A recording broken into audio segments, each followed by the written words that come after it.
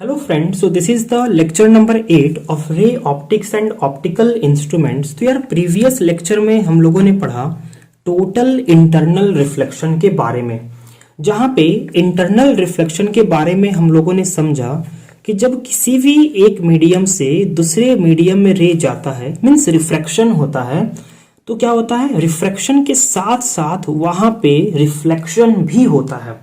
Means its light रे का कुछ पार्ट रिफ्लेक्शन में जाता है तो कुछ पार्ट रिफ्रैक्शन में जाता है, और इसी रिफ्लेक्शन को हम लोग बोलते हैं internal reflection.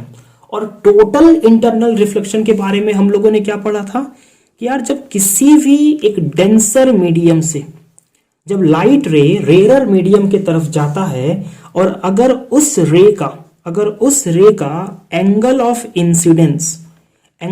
Incidence critical angle से ज्यादा होता है, तो क्या होता है, वो पूरा का पूरा रे अपने ही मीडियम में रिफ्लेक्ट हो जाता है। मतलब कि जो हम इधर से भेजते हैं वही हमको इधर मिल जाता है। एक तरह से हम कह सकते हैं कि यार 100% रिफ्लेक्शन होता है।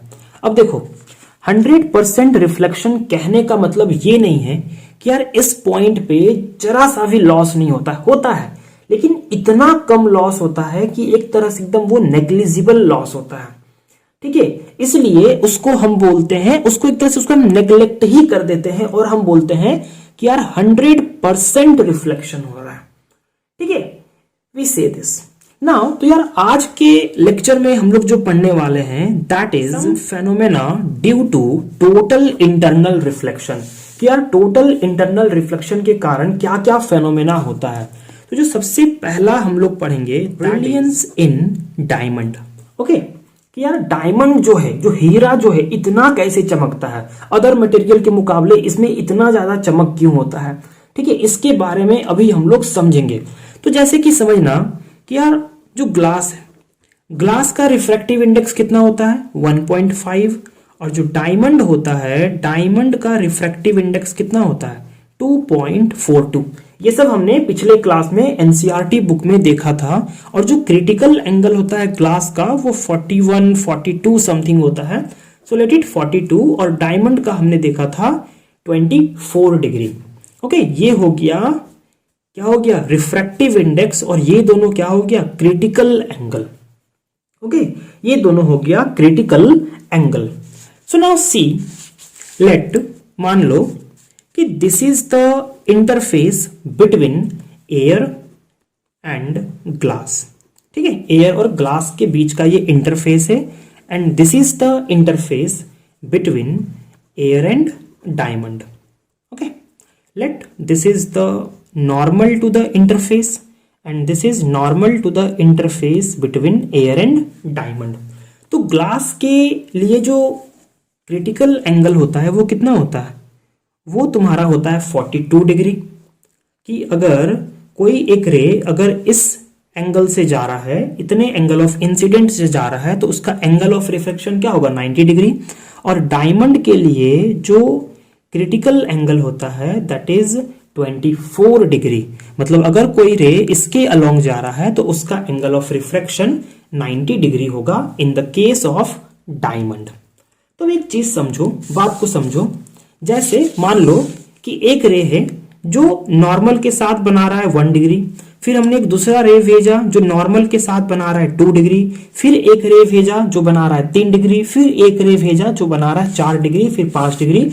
मतलब हम लोग 1 से लेकर 90 डिग्री तक टोटल कितना डिग्री हो गया, 90 डिग्री हो गया। और हम जो भी रेज भेज रहे हैं वो हर एक रे पहले कितना बना रहा है 1 डिग्री, फिर 2 डिग्री, फिर 3 डिग्री, फिर 4, फिर 5, फिर 6। मतलब इस तरह से करते करते टोटल कितना रेज हम भेज रहे हैं 90 रेज, और हर रेज क्या बना रहा है, एक डिग्री बना रहा है। ठीक है, तो मान लो कि टोटल अगर हम 90 रेज भेज रहे हैं तो 42 रेज, मतलब क्रिटिकल एंगल और क्रिटिकल एंगल से कम वाले जितने भी रेज है सिर्फ उनका रिफ्रैक्शन होगा।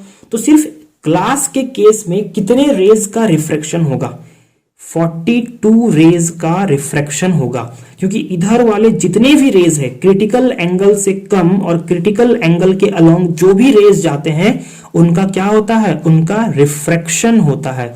लेकिन जैसे ही हम कोई वैसा रे भेजते हैं जिसका एंगल क्रिटिकल एंगल से ज्यादा होता है तो उन रेज का क्या होता है, उन रेज का होता है टोटल इंटरनल रिफ्लेक्शन।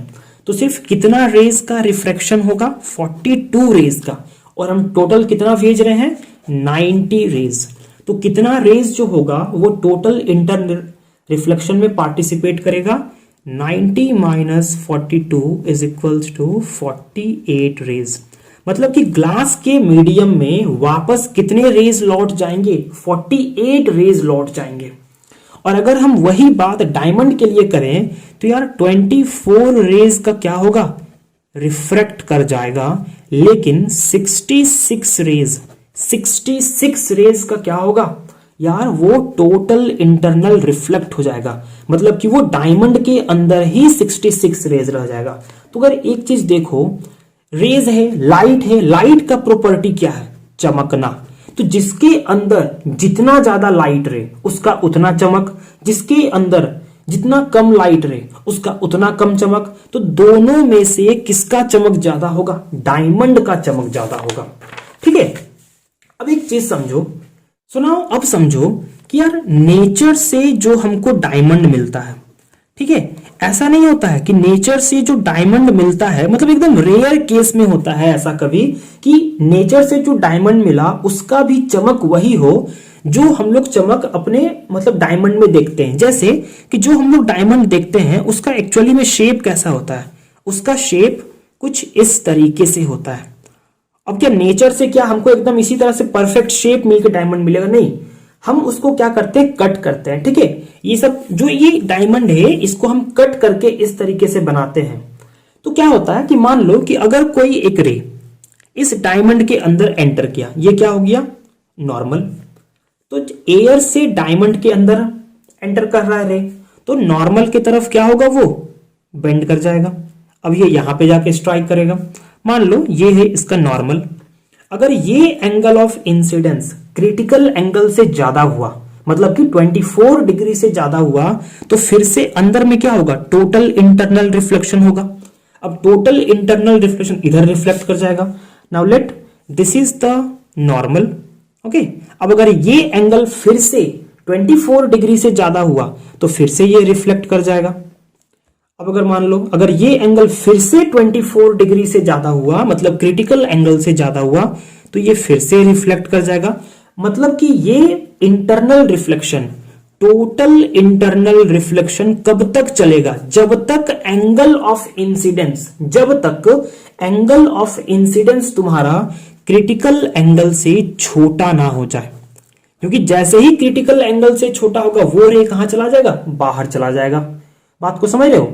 लेकिन ग्लास के केस में क्या होता है, उसका क्रिटिकल एंगल भाई 42 डिग्री होता है, कहां, डायमंड का 24 डिग्री होता है। तो जो मल्टीपल टोटल इंटरनल रिफ्लेक्शन हो रहा है डायमंड के अंदर में, वो ज्यादा हो रहा है कि ग्लास में। ऑब्वियस है कि डायमंड में टोटल इंटरनल रिफ्लेक्शन ज्यादा होगा। एक तरह से हम कह सकते हैं कि जब डायमंड के अंदर कोई एक रे घुस जाता है ना, तो एक तरह से वो ना ट्रैप्ड हो जाता है, और उसको छुटकारा कब मिलता है, जब भाई angle of incidence, critical angle से जब वो कम होता है तब जाके उसको छुटकारा मिलता है। मतलब कि डायमंड में ये कैपेसिटी है कि वो लाइट रे को ना ज्यादा देर तक अपने अंदर होल्ड कर सकता है, और जो मटेरियल लाइट रे को ज्यादा देर तक होल्ड कर सकता है उसका चमक क्या होगा, ज्यादा होगा। ठीक है, इसलिए इसी वजह से टोटल इंटरनल रिफ्लेक्शन के ही वजह से क्या होता है, जो डायमंड का चमक है वो इतना है। ठीक है, सुनाओ, अब हम पढ़ेंगे मिराज, द नेक्स्ट फेनोमेना।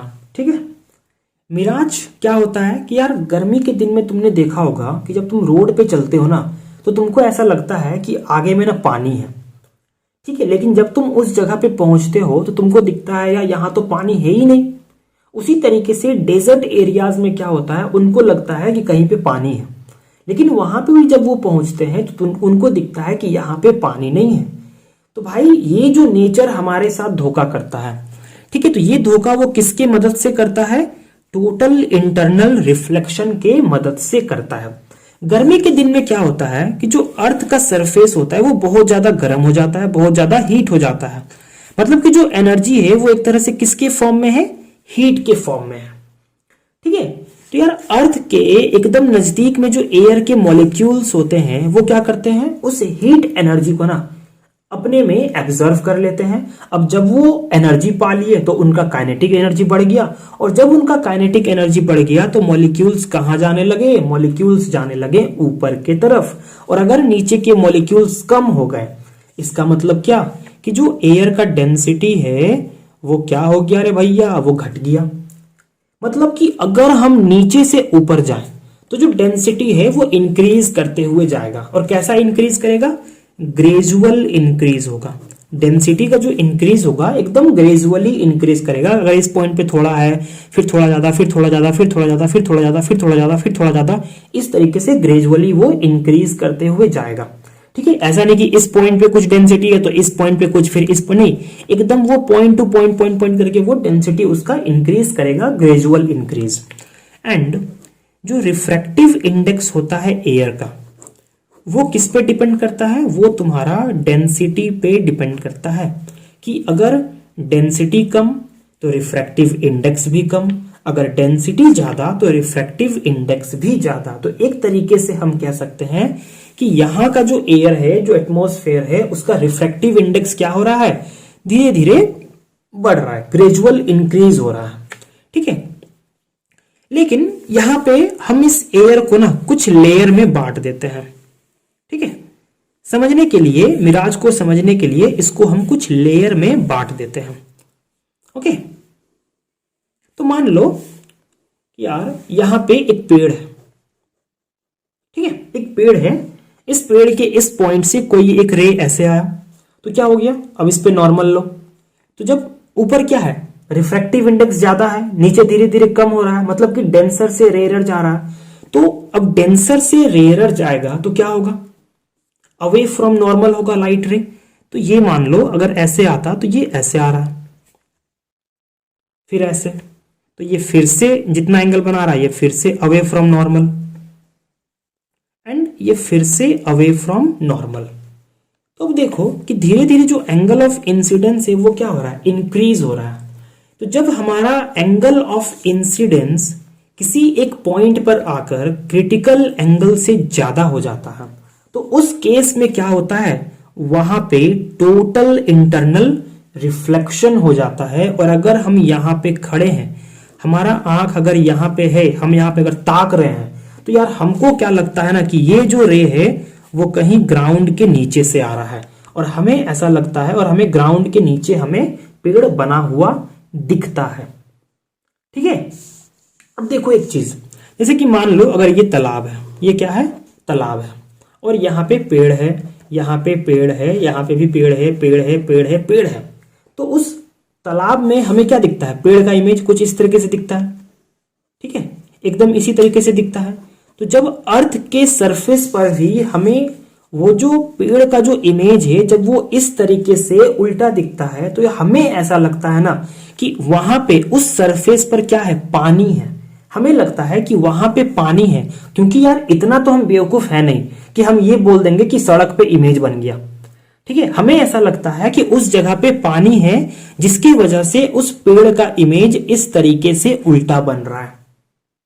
ठीक है, इस पेड़ का इमेज उल्टा बन रहा है। लेकिन जब हम यहाँ पे आके देखते हैं, हमें दिखता है भाई पानी यहाँ तो है ही नहीं, हमारे साथ तो हो गया धोखा।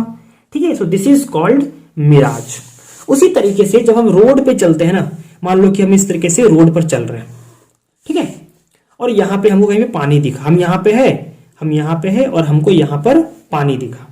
तो यहाँ पे अब देखो, यहाँ पे तो कोई पेड़ उड़ है नहीं, तो फिर हमें यहाँ पे पानी कैसे दिखता है? तो भाई आसमान है ना, स्काई है ना, बादल है ना, ऊपर में कुछ है ना, तो वहां से भी लाइट रे जब नीचे की तरफ आता है तो इन टोटल इंटरनल रिफ्लेक्शन के कारण हमें उनका इमेज रास्ता पे दिखता है, नीचे दिखता है, और हमें ऐसा लगता है कि भाई यहाँ पे पानी है। लेकिन जब हम टुप टुप टुप टुप टुप टुप करके यहाँ पहुंचते हैं तो देखते हैं यहाँ तो पानी है ही नहीं। ठीक है, so this is called mirage. Now अब जो थर्ड फेनोमेना हम लोग देखेंगे वो हम लोग देखेंगे प्रिज्म के बारे में। हम लोग देखेंगे कि यार प्रिज्म में टोटल इंटरनल रिफ्लेक्शन कैसे होता है, how total internal reflection is performed in a prism. तो यार सबसे पहले तो यार हम लोग प्रिज्म का मतलब समझेंगे, ठीक है। जैसे कि प्रिज्म में क्या होता है कि उसका कोई दो सरफेस आपस में पैरेलल होता है। मान लो ये ट्राइंगल है एंड इसके पैरेलल में हम लोग एक और एक ट्राइंगल बना देते हैं, ठीक है। And now join this lines. देखो तो ये वाला ट्राइंगल इसके पैरेलल है ना। ये जो इमेज है वो कुछ इस तरीके से है, ध्यान से देखो।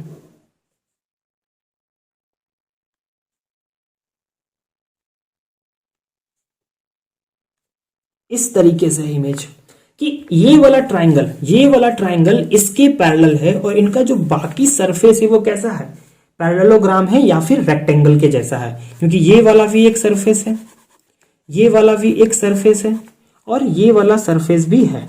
तो जो ये वाला सरफेस, ये और ये जो सरफेस है, मतलब ये और ये जो सरफेस है आपस में कैसा है, इनक्लाइंड है, आपस में कैसा है, वो इनक्लाइंड है, ठीक है। तो इस तरह के चीजों को जिनका दो सरफेस, ये सरफेस और पीछे का सरफेस, जब कोई भी ऑब्जेक्ट का मतलब ट्रांसपेरेंट ऑब्जेक्ट का अगर कोई दो सरफेस आपस में पैरेलल हो और अगर उनका साइड, ये सब जो फेस है, अगर वो रेक्टेंगल हो या फिर कोई पैरेललोग्राम हो, तो यार उसे हम बोलते हैं प्रिज्म, ठीक है। नाउ यहां पे हम जिस प्रिज्म के बारे में बात करेंगे that is right angled prism, okay. Right angled prism के बारे में हम लोग डिस्कस करेंगे। तो late this is the right angled prism, okay. This is the right angled prism. मान लो राइट मतलब ये 90 डिग्री, ये 45 डिग्री और ये भी 45 डिग्री। मान लो कि यहां पर कोई एक ऑब्जेक्ट है ए एंड बी। क्या हो रहा है, ए से रे जा रहा है, तो ये इस इंटरफेस पे क्या है, एकदम नॉर्मल है, तो ये एकदम नॉर्मली चला जाएगा। अब देखो तो ये 45, ये कितना है 90, तो ये भी कितना होगा 45। और अगर हम इस सरफेस पे 90 ले, मतलब कि नॉर्मल ले, तो अब ये 45, तो ये भी कितना होना चाहिए 45। तो अब जो ये अब 45 है, तो ये जो 45 है it is greater than critical angle, क्योंकि अगर मान लो अगर ये प्रिज्म ग्लास का बना हुआ है तो ग्लास के लिए क्रिटिकल एंगल कितना होता है 42 डिग्री। तो अगर ये एंगल क्रिटिकल एंगल से ज्यादा है तो क्या होगा, ये एकदम टोटल इंटरनल रिफ्लेक्शन होगा और ये जो रे है वो इस सरफेस पे क्या है नॉर्मल है, इसलिए वो एकदम इसी तरीके से नॉर्मली निकल जाएगा। अब मान लो बी से भी कोई एक रे जाएगा तो वो भी ऐसे ही जाएगा और वो भी एकदम ऐसे ही लौट जाएगा, ठीक है। एंड मान लो यहां पे हमने कोई एक स्क्रीन रखा है जिसकी वजह से जो इमेज है यहां पे बन रहा है। देखो ये रे ऐसे गया, ऐसे आया, let this A dash and this is B dash. अब एक चीज देखो तो ऑब्जेक्ट कैसा था मेरा, ऐसा, इमेज कैसा बना, ऐसा। तो जो इमेज है उसको ये प्रिज्म क्या किया 90 डिग्री रोटेट कर दिया। बात समझ रहे हो, ये प्रिज्म इस ऑब्जेक्ट को क्या किया 90 डिग्री इसको वो रोटेट कर दिया, ठीक है। अगर हम चाहे तो हम इसी प्रिज्म की हेल्प से इस ऑब्जेक्ट को 180 डिग्री रोटेट कर सकते हैं। Now see how, late this is the prism, this is 45 degree and this is 90 degree and this is 45 degree. मान लो यहां पे एक ऑब्जेक्ट है ए बी, एक रे ऐसे गया नॉर्मल से यहां पे गया, अब यहां पे भी क्या है 45 डिग्री। तो यहां पे अगर हम नॉर्मल लें तो ये भी 45, मतलब कि ये एकदम 90, यहां पे एकदम 90 बन के ये ऐसे लौटेगा। अब जब वो यहां पे स्ट्राइक किया तो ऐसे लौट गया, यहां पे स्ट्राइक करेगा तो वो एकदम ऐसे निकल जाएगा। उसी तरीके से जब ये रे जाएगा तो जब ये यहां पे स्ट्राइक करेगा तो ये भी एकदम ऐसे आएगा और ये भी एकदम ऐसे लौट जाएगा। तो ये ऐसे गया, ऐसे गया, ऐसे गया, this is A dash and this is B dash, ठीक है। This is A dash, this is B dash. देखो तो इमेज कैसा बना, ऐसा। ऑब्जेक्ट कैसा था मेरा, ऐसा, ऐसे खड़ा था, इमेज कैसा बना, ऐसा। कितना डिग्री रोटेट कर दिया ये तुम्हारा 180 डिग्री रोटेट कर दिया, ये तुम्हारा 180 डिग्री रोटेट कर दिया। बात समझ रहे हो, ठीक है। मतलब कि इमेज को ये इन्वर्टेड इमेज बन गया, ठीक है, इन्वर्टेड इमेज बन गया।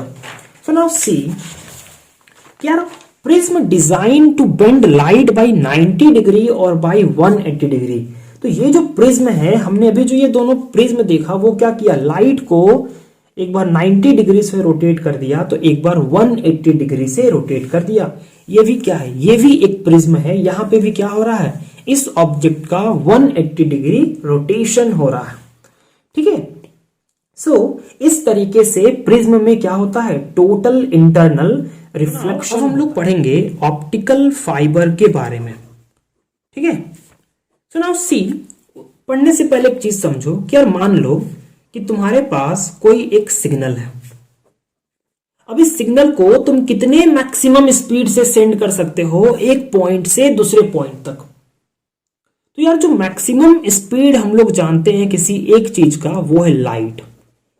कि लाइट कितने स्पीड से ट्रेवल करता है, 3 × 10⁸ मीटर पर सेकेंड। मान लो कि तुम जो सिग्नल भेजना चाहते हो, अगर तुम स्पीड ऑफ लाइट के स्पीड से भेजते हो, लाइट के स्पीड से भेजते हो, तो समझ रहे हो भाई कि यहां से भेजे और वहां पहुंच गया, मतलब भाई कितना फास्टली वो पहुंचेगा।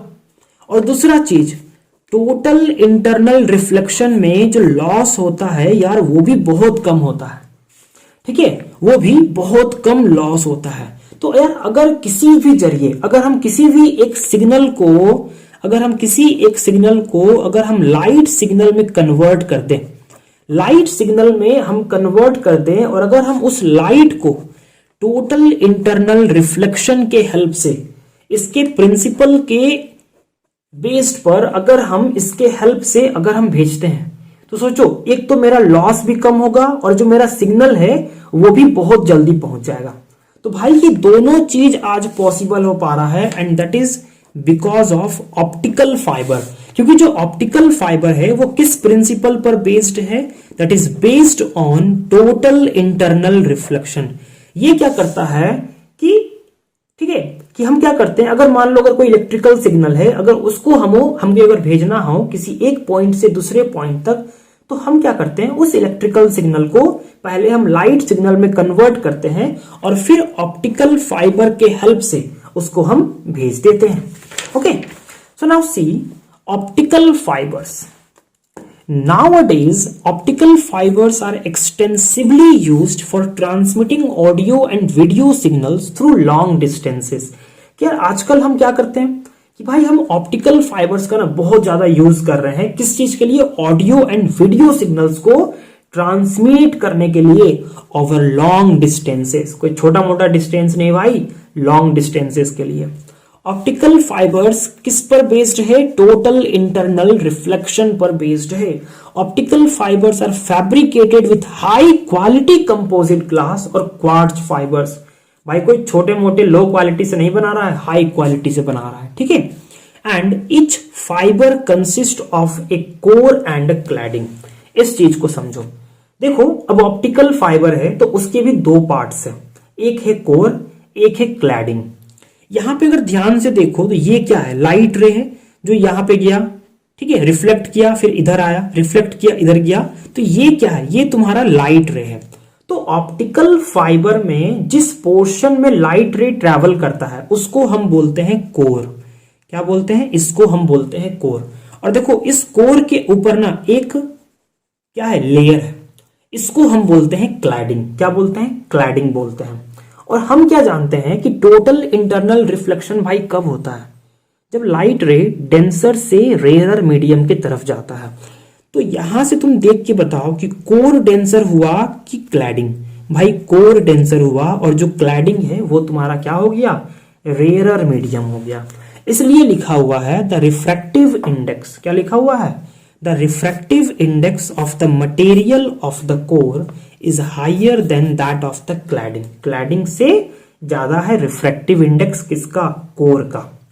Now when a signal in the form of light is directed at one end, मतलब कि जब हम किसी एक एंड पर लाइट सिग्नल को डायरेक्ट करते हैं तो हमको दूसरे एंड से वो लाइट सिग्नल मिल जाता है। और कैसे मिलता है, by repeated multiple total internal reflection.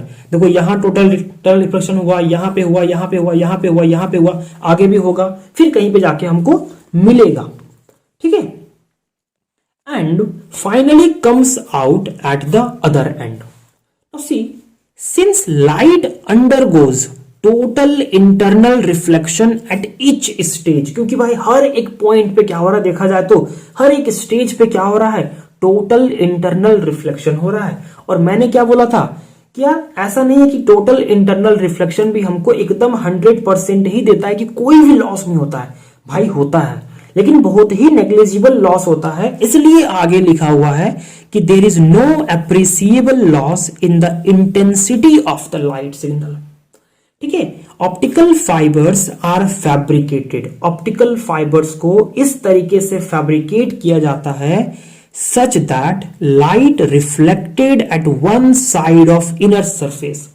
यार जब लाइट तुम्हारा किसी एक सरफेस पर जाके जब वो स्ट्राइक करता है ना, तब strikes the other at an angle larger than the critical angle. समझो, जैसे कि जो लाइट रे है वो यहां पे एंटर किया, इस पॉइंट पे स्ट्राइक किया, लेकिन जब वो दूसरे पॉइंट पर स्ट्राइक करने जाता है ना, तो जो एंगल ऑफ इंसिडेंस उसका ये है।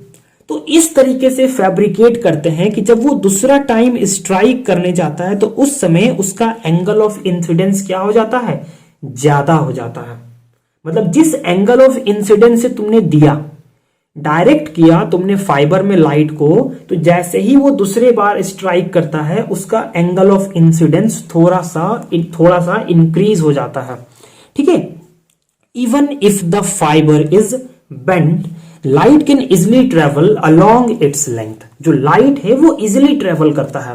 नाउ सी यार, अब ऐसा नहीं है कि जो फाइबर है ना वो एक एक करके होता है। ठीक है, वो तुम्हारा बंडल में होता है।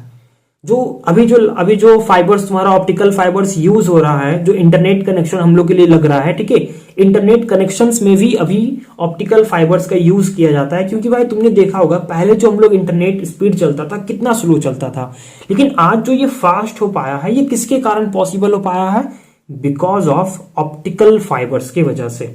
तो ऐसा नहीं है कि सिर्फ एक तो फाइबर लगा हुआ है, ठीक है भाई, वो फाइबर्स बंडल में होते हैं। देखियो ना, जो तार लगता है अंडरग्राउंड वो तुम्हारा बंडल में होता है। सो ये bundle of optical fibres can be put to several uses. Optical fibres are extensively used for transmitting and receiving electrical signal. जो कि मैंने तुमको पहले बोला कि यार इलेक्ट्रिकल सिग्नल को हम पहले क्या करते हैं, लाइट सिग्नल में कन्वर्ट करते हैं यूजिंग ट्रांसड्यूसर्स।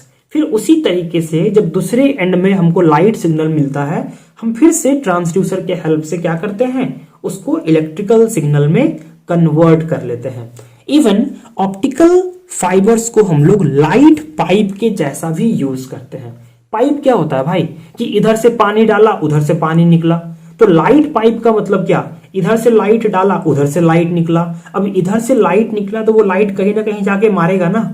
तो ये लाइट पाइप का हम लोग यूज कहां करते हैं, to facilitate visual examination of internal organs like oesophagus, stomach, intestine. मतलब पेट के अंदर चीड़ फाड़ के टाइम, सर्जरी के टाइम में। अब पेट के अंदर में तो कहीं लाइट है नहीं कि भाई हमको दिख जाएगा, मतलब कैमरा ढुकाएंगे हमको दिख जाएगा।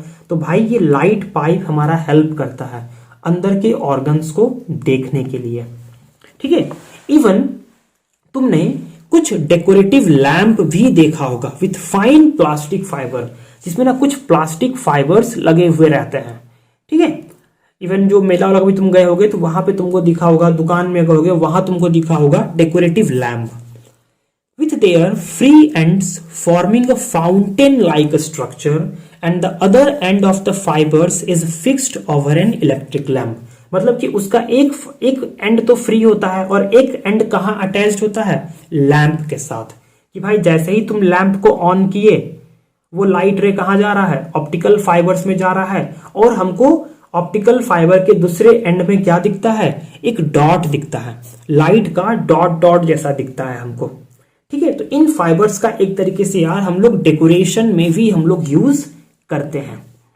अब एक चीज देखो, जो मेन रिक्वायरमेंट है ना फैब्रिकेटिंग में, वो क्या है कि भाई there should be very little absorption of light as it travels for long distance inside them।